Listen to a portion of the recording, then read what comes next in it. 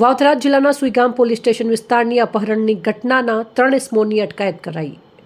Police અધિક્ષક ચિંતન તરૈયા દ્વારા તાત્કાલિક ભોગ બનનારને આરોપીઓના કબજામાંથી છોડાવવા તેમજ આરોપી પકડવા સૂચના આપેલ, જેના આધારે સુઈગામ પોલીસ દ્વારા ટૂંક સમયમાં વાપી વલસાડ ખાતેથી ભોગ બનનાર યુવકના અપહરણકર્તાઓ પાસેથી છોડાવવામાં આવ્યા. આરોપીઓ સતત સોશિયલ મીડિયાના માધ્યમ દ્વારા પોલીસને પડકાર ફેંકતા હતા, પરંતુ HM પટેલ તથા ટીમ સુઈગામ પોલીસ દ્વારા વાપી વલસાડ ખાતે આરોપીઓના અલગ અલગ ઠેકાણાઓ તેમજ CCTV તેમજ ટેકનિકલ સર્વેલન્સના આધારે આરોપીઓને પૂર્વ કચ્છ જિલ્લાના ભુજની બાજુના ગામમાંથી મધ્યરાત્રિએ આરોપીઓને પકડી પાડીને આગળની કાર્યવાહી હાથ ધરી છે.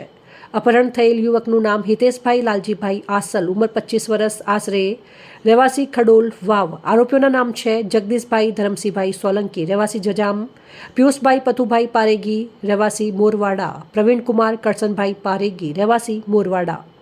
અહેવાલ ગોપાલ પુજારા, સંબંધ ભારત ન્યૂઝ, ભાબર, વાવથરા.